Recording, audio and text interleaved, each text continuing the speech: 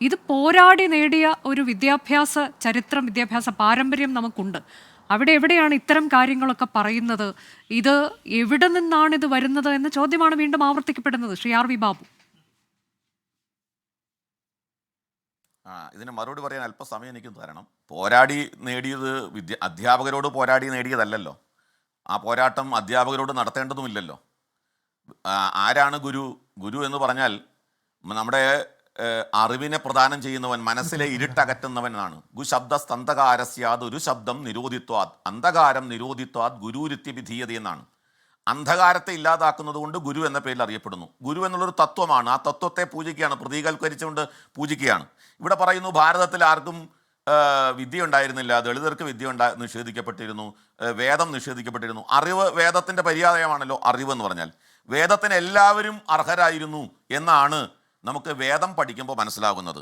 ഇമാം വാച കല്യാണി മാവദാനി ജനേഭ്യ ബ്രാഹ്മണ രാജന്യാഭ്യാം ശൂദ്രായ ചര്യായ ച സ്വായചാരണായ വാചസ്നേഹ സംഹിതയാണ്. അതായത് മംഗളകരമായ ഈ വാക്ക് ബ്രാഹ്മണനും ക്ഷത്രിയനും ശൂദ്രനും വൈശ്യനുമായി അവനവൻ്റെ ചരണത്തിൽപ്പെട്ടവർക്ക് പറഞ്ഞു കൊടുക്കണം. യാഗാധികാരം എല്ലാവർക്കും ഉണ്ടായിരുന്നു എന്ന് ഋഗ്വേദം പറയുന്നു. അഗ്നി ഋഷി പാവമാന പഞ്ചജന്യ പുരോഹിത. പഞ്ചജന്യ പുരോഹിത എന്ന് വെച്ചാൽ പക്ഷേ ഇതൊക്കെയാണോ യാഥാർത്ഥ്യം ആർ വി ബാബു? ഇതൊക്കെയാണോ നടന്നിട്ടുള്ളത്? അല്ലല്ല, ഞാൻ പറഞ്ഞോട്ടെ. നമ്മളൊരു ഈ വിദ്യാഭ്യാസത്തിന് വേണ്ടി പോരാട്ടം നടത്തിയ കാര്യങ്ങൾ ഈ അത്ര അധികമൊന്നും നമ്മൾ പിന്നോട്ട് പോകേണ്ടതില്ലല്ലോ. അയ്യങ്കാളിയുടെയൊക്കെ നേതൃത്വത്തിൽ നടത്തിയ പോരാട്ടം എന്താണ് എന്ന് നമുക്കറിയാവുന്നതാണല്ലോ. അപ്പോൾ നമ്മൾ ഈ ഇത്രയധികമൊന്നും പിന്നോട്ട് പോകേണ്ടതുണ്ടോ ശ്രീ ആർ വി ബാബു? ഇത്രയധികം ശ്യാംകുമാർ പുറകോട്ട് പോയപ്പോൾ എന്താ തടയാതിരുന്ന അനുജ? ഇത്രയധികം പുറകോട്ട് പോയല്ലോ. അദ്ദേഹം പറഞ്ഞതിന് മറുപടിയാണ് ഞാൻ പറയുന്നതെന്നേ. അദ്ദേഹം ശംഭുഗോതത്തെക്കുറിച്ച് പറഞ്ഞു. ഈ രാമൻ തന്നെയല്ലേ ഈ രാമായണം എന്ന് പറഞ്ഞാൽ സർവ ദുഃഖത്തിൻ്റെയും സാരസർവസ്വമായി അറിയപ്പെടുന്ന ആ രാമായണത്തിൻ്റെ ശോകത്തിന് കാരണമായിട്ടുള്ള സംഭവം എന്താണ്? ശോകത്തിൻ്റെ കാരണമായിട്ടുള്ള സംഭവം ഒരു മുനികുമാരനെ കൊലപ്പെടുത്തിയതാണ്. ആ മുനികുമാരൻ ആരായിരുന്നു? അദ്ദേഹം തന്നെ, ആ മുനികുമാരൻ പറയുന്നുണ്ട് രാമായണത്തിൽ, ഞാൻ അങ്ങേക്ക് ബ്രഹ്മഹത്യാപാപം ഉണ്ടാവില്ല, കാരണം ഞാൻ വൈശ്യന് ശൂദ്രസ്ത്രീയിലുണ്ടായ മകനാണ് എന്ന് പറയുന്നുണ്ട്. അദ്ദേഹം ബ്രാഹ്മണനായിരുന്നില്ല. അദ്ദേഹത്തിൻ്റെ ശാപമാണ് പിന്നീട്, ആ വൃദ്ധൻ്റെ ശാപമാണ് പിന്നീട് മൊത്തം രാമായണ ദുഃഖത്തിൻ്റെ കാരണമായിട്ട് പണ്ഡിതന്മാർ പറയുന്നത്. അപ്പോൾ ഇത് ഉദാഹരണങ്ങൾ ഇപ്പോൾ എനിക്ക് ചൂണ്ടിക്കാണിക്കുക. ഞാൻ വിതുരൻ ആരായിരുന്നു ചോദിച്ചാലോ? ദാസിപുത്രനായിരുന്നില്ലേ വിതുരൻ? വിതുരൻ എല്ലാവരുടെയും ആരാധ്യനായിട്ടുള്ള ആളായിരുന്നില്ലേ? പരാശരൻ ആരായിരുന്നു? അല്ലെങ്കിൽ ഈ പറയുന്ന വ്യാസൻ ആരായിരുന്നു? വ്യാസൻ ബ്രാഹ്മണനായിരുന്നോ? പരാശരൻ ആരായിരുന്നു? അപ്പം ഇതെല്ലാം നമുക്ക്, മഹീദാസൻ ആരായിരുന്നു? നാരദൻ ആരായിരുന്നു? ഇവരൊക്കെ ബ്രാഹ്മണരായിരുന്നോ? ഇത് നമ്മുടെ ചരിത്രത്തിൽ അത്തരത്തിൽ ഒരുപാടുണ്ട്.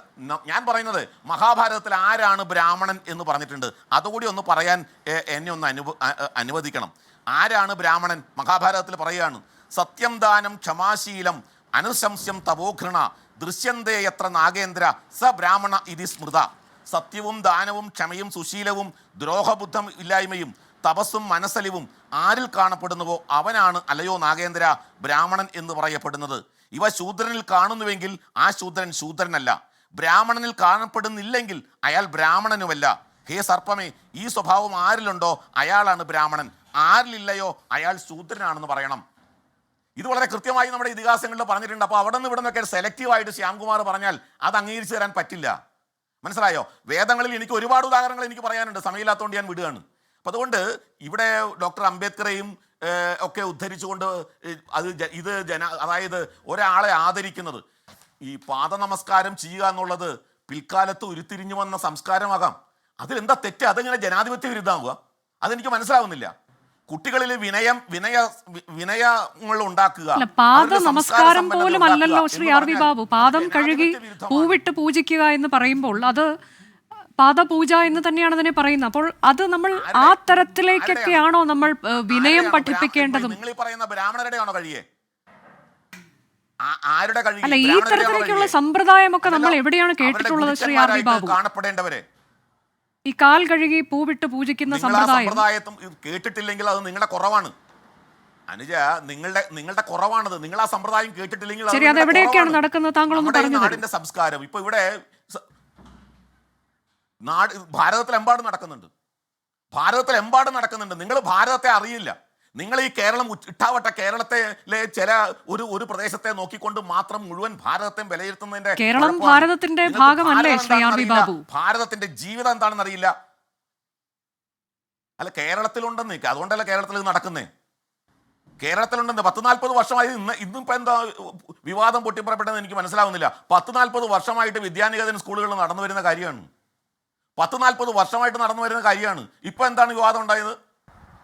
അപ്പൊ ഇതുകൊണ്ട് കേരളം ആർക്കും തീരെ എഴുതി കൊടുത്തിട്ടൊന്നുമില്ല.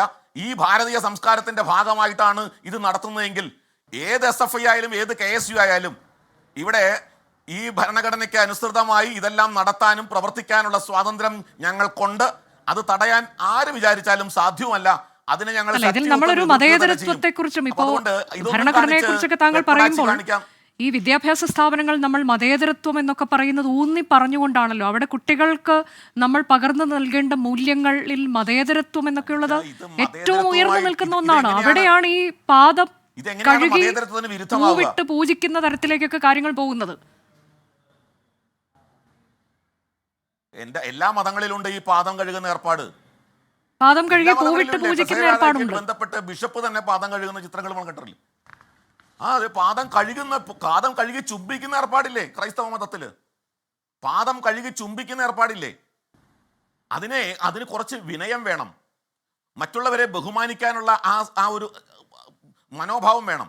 അത് എൻ്റെ ആത്മാഭിമാനത്തിന് ക്ഷതമേൽപ്പിക്കുന്നു എന്നൊക്കെയുള്ള തെറ്റായ വ്യാഖ്യാനമാണ്. ഞാൻ പറഞ്ഞു കേട്ട RVG മേനോൻ, നമ്മുടെ കേരളത്തിൽ ജീവിച്ചിരിക്കുന്ന വലിയ ശാസ്ത്രജ്ഞൻ, എഞ്ചിനീയറിംഗ് കോളേജിൻ്റെ പ്രിൻസിപ്പളൊക്കെ ആയിരുന്ന ആള്. അദ്ദേഹം നട്ടപ്പാറ വെയിലത്ത് വിമാനത്താവളത്തിൽ ഇറങ്ങിയ അന്നത്തെ ചിന്മയാനന്ദ സ്വാമി ഒരു പരിപാടിക്ക് ക്ഷണിച്ചു കൊണ്ടുവന്നതാണ് അവർ എഞ്ചിനീയറിംഗ് കോളേജുകാർ. RVG മേനോൻ സാഷ്ടാംഗം നമസ്കരിക്കുകയാണ്, നേരെ നമസ്കരിക്കുകയാണ്. അദ്ദേഹം ഒരു ശാസ്ത്രജ്ഞനാണ്, ശാസ്ത്ര സാഹിത്യ പരിഷത്തിന്റെ നേതാവായിരുന്നു. എന്തുകൊണ്ടാണെന്ന് പലരും വിദ്യാർത്ഥികൾ ചോദിച്ചു. അത് നിങ്ങൾക്ക് മനസ്സിലാവണമെങ്കിൽ കുറച്ച് പ്രായം ആവണം എന്ന് പറഞ്ഞു അദ്ദേഹം. അതാണ് നേരത്തെ താങ്കൾ അത് പറഞ്ഞു. ഇപ്പൊ വന്ദിക്കുന്നത് അല്ലെങ്കിൽ പാദം തൊട്ട് നമസ്കരിക്കുന്നത് എന്നൊക്കെയുള്ളത് വ്യക്തിപരമായ ചോയ്സ് ആണ്. അത് ഒരുപക്ഷെ അവർ ഇഷ്ടപ്പെടുന്നത് കൊണ്ടാകാം.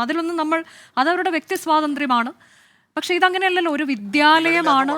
അവിടെ വിദ്യാലയത്തിൽ ഇങ്ങനെ ഒരു കാര്യം ചെയ്യുമ്പോൾ ഒരു തരം അത് അടിച്ചേൽപ്പിക്കുന്ന തരത്തിൽ തീരെ ഇപ്പൊ താങ്കൾ നേരത്തെ ചോദിക്കുന്നുണ്ട്, കുട്ടികൾ ആരെങ്കിലും എതിർത്തുകൊണ്ട് രംഗത്തേക്ക് എത്തിയോ, കുട്ടികൾ ആരെങ്കിലും ഒക്കെ രംഗത്തേക്ക് എത്തിയോ എതിർത്തുകൊണ്ടെന്ന് ചോദിക്കുന്നുണ്ട്. തീരെ ചെറിയ കുട്ടികളാണ്. അവർക്കിപ്പോ ഇതിനെ എതിർത്തുകൊണ്ട് രംഗത്തേക്ക് എത്താനൊക്കെ ഉള്ളൊരു വളർച്ചയോ അല്ലെങ്കിൽ ആ ഒരു തരത്തിലേക്ക് അവർക്ക് അത് പറയാനുള്ളൊരു പ്രായമായിട്ടില്ലാത്ത കുട്ടികളും ഒക്കെ ഉണ്ടല്ലോ, നമ്മൾ ദൃശ്യങ്ങളിലൊക്കെ കാണുന്നുണ്ടല്ലോ. ആ വളർച്ച എന്ന് പറഞ്ഞാൽ വിദ്യാനികേതൻ സ്കൂളിൽ +2 വരെ ഇപ്പോൾ പഠിക്കുന്ന കുട്ടികളുണ്ട്. അതേപോലെ BEd കോഴ്സ് നടത്തുന്ന വിദ്യാനികേതൻ സ്കൂളുണ്ട്. അവിടെയൊക്കെ നടക്കുന്നുണ്ട്. എല്ലാം പ്രായമായ കുട്ടികളുണ്ട്. അവരെ സംബന്ധിച്ചിടത്തോളം ഇതൊന്നും ആത്മാഭിമാനത്തിനുള്ള ക്ഷതമേറ്റതായിട്ട് അവർ കരുതുന്നേയില്ല. ഈ വിദ്യാനികേതൻ സ്കൂളുകൾ തുടങ്ങിയിട്ട് 10-40 വർഷമായി കേരളത്തിൽ. ഇന്ത്യയിലെമ്പാടും തുടങ്ങിയിട്ട് 10-15 വർഷമായി. ലക്ഷക്കണക്കിന് വിദ്യാർത്ഥികൾ അതിലൂടെ പുറത്തു വന്നിട്ടുണ്ട്. അവരാരും ഞങ്ങളുടെ ആത്മാഭിമാനത്തിന് ക്ഷതമേൽപ്പിച്ച സംഭവമാണെന്ന് പറഞ്ഞ് അവരാരും പരാതിപ്പെട്ടിട്ടില്ല. അത് കാരണം ഇത് നമ്മുടെ നാടിൻ്റെ സംസ്കാരത്തിൻ്റെ ഭാഗമാണ്. രക്ഷകർത്താക്കൾ, നിങ്ങൾ ഏത് രക്ഷകർത്താവിനും ചോദിച്ചു നോക്കൂ.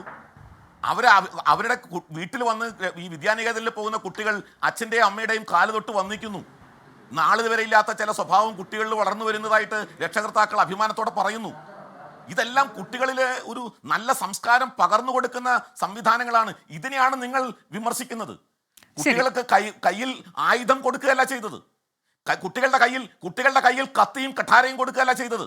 കുട്ടികൾക്ക് പ്രിൻസിപ്പാളിനെ പൂട്ടിയിട്ട് അസഭ്യം പഠിപ്പിക്കുകയല്ല ചെയ്തത്, പറയാൻ പഠിപ്പിക്കുകയല്ല ചെയ്തത്. കുട്ടികൾക്ക് പ്രിൻസിപ്പാളിന്റെ ശവകുടീരം തീർക്കാൻ അഭ്യസിപ്പിക്കുകയല്ല ചെയ്തത്.